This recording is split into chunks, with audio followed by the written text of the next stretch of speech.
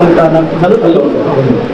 निवासमध्ये जे आहेत आज आपण इथे जे आपलं कार्यक्रमाचं आयोजन केलं, काय नेमकं उद्देश काय? राष्ट्रीय रिपब्लिकन पक्षाचं राज्यस्तरीय कार्यकर्ता संमेलन आज नागपूर येथील आमदार निवास येथे अत्यंत उत्साहामध्ये आणि खेळीमेळीच्या वातावरणामध्ये पार पडलं।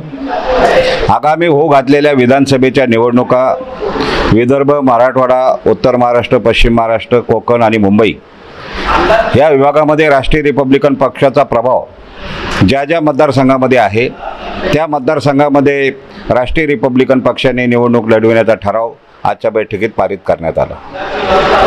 एकंदरीत कुठेतरी किती सीट यंदा लढवणार राष्ट्रीय रिपब्लिकन पक्ष? राष्ट्रीय रिपब्लिकन पक्षाने ज्या ज्या ठिकाणी राष्ट्रीय रिपब्लिकन पक्षाचं काम आहे, नेटवर्क आहे, टीम आहे, असेच मतदारसंघ लढवण्याचा निर्णय घेतला आहे। त्यामुळे संख्या किती असेल परंतु जास्तीत जास्त आम्ही जागा लढवणार आहोत। आंबेडकरी नेत्यांनी कुठेतरी आंबेडकरी जनतेची दिशाभूल केलेली आहे आणि आंबेडकरी जनतेच्या विचारधारेला घेऊन कुठेतरी दिशाभूल करण्याचं काम आंबेडकरी नेते करत आहेत, असा आरोप आंबेडकरी जनतेचा आहे। काय बोलाल आपल्याविषयी? ज्या ज्या लोकांनी दिशाभूल केली असेल तर जनतेनं त्यांना नक्की जाब विचारला पाहिजे। कुठेतरी याचा फायदा कुठेतरी काँग्रेस परंतु राष्ट्रीय रिपब्लिकन पक्ष मात्र सुरुवातीपासूनच अत्यंत डोळसपणे आणि कोणत्याही प्रकारची जनतेची फसवणूक होऊ नये हाच दृष्टिकोन ठेवून आम्ही पुढे जात आहोत। आणि आमच्यावर तर मला वाटतं आरोप करण्यासारखं काहीच नाही, परंतु ज्या लोकांवर आरोप केला असेल तर मला वाटतं ते योग्य आहे आणि अशा लोकांना आता घरी बसवण्याची देखील वेळ आली आहे। विदर्भामध्ये काय परिस्थिती असेल राष्ट्रीय रिपब्लिकन पक्षाची? विदर्भामध्ये राष्ट्रीय रिपब्लिकन पक्षाची अत्यंत उत्तम अशी परिस्थिती आहे। पूर्व विदर्भ असेल, पश्चिम विदर्भ असेल, आमचे काय आज ते राज्य कार्यकारिणीच्या बैठकीनंतर आम्ही विदर्भाचीच चर्चा करत आहोत आणि निश्चितपणे विदर्भातल्या देखील ठराविक जागेवर आम्ही उमेदवार उभे करणार आहोत। मुख्यमंत्री कुठेतरी नागपूरवरून येतात आणि त्यांच्या विधानसभेच्या क्षेत्रामध्ये आपली कशी प्रकारची तयारी असेल, काय बघा? या राज्यामध्ये आपण बघितलं असेल की गेल्या 1.5-2 वर्षामध्ये महाराष्ट्रामध्ये राजकारणात ज्या घडामोडी झालेल्या आहे त्या विदर्भातीलच काय पण महाराष्ट्रातील जनतेला अजिबात पटलेलं नाही।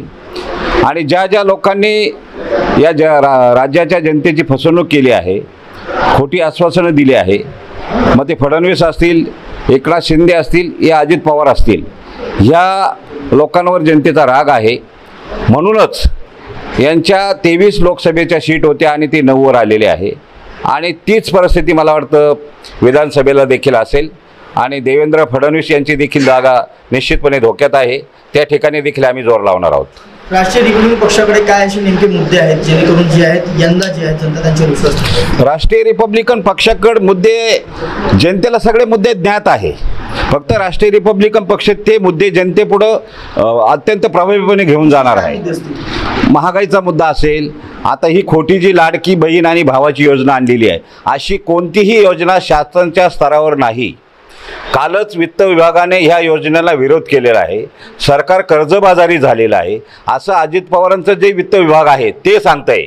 परंतु अजित पवार सभा समारंभामध्ये मात्र या घोषणेची अत्यंत जोरदार अशी घोषणा करताय, परंतु हे सगळं खोटं आहे। निवडणुकीच्या तोंडावर कुठेतरी लुबाडण्याचा प्रयत्न कुठेतरी महायुती करत असं तुमचं म्हणणं आहे? निवडणुका डोळ्यासमोर ठेवूनच ही लाडकी भाऊ लाडकी योजना आणलेली आहे। ही लाडकी योजना भाऊ नाही आणि बहीणही नाही, ही खुर्ची लाडकी योजना आहे असं आमचं मत आहे। ओके। नागपूरच्या दीक्षाभूमीमध्ये जे आहे एक वेगळंच वातावरण झालं होतं आणि आंबेडकरी जनतेमध्ये रोषचा वातावरण, पार्टीला कुठला विषय झाला होता। आपण कशा प्रकारे बघता ज्या प्रकारची स्थिती आज आपल्या नागपूरच्या विदर्भात झाली?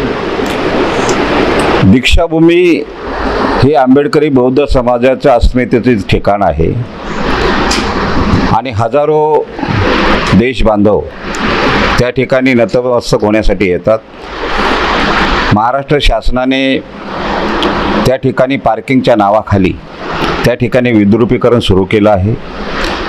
बौद्ध आंबेडकरी जनतेचा असंतोष बघता विधानसभेच्या अधिवेशनामध्ये माननीय उपमुख्यमंत्री देवेंद्रजी फडणवीस यांनी ते काम थांबवण्याचे आदेश दिले आहे। राष्ट्रीय रिपब्लिकन पक्षाची मागणी आहे काम न थांबवता ते कायमस्वरूपी रद्द करावं अशी आमच्या राष्ट्रीय रिपब्लिकन पक्षाची मागणी आहे। आणि जर का सरकारने ते ऐकलं नाही, मनावर घेतलं नाही, तरी त्यांना या जनतेच्या रोषाला सामोरं जावं लागेल।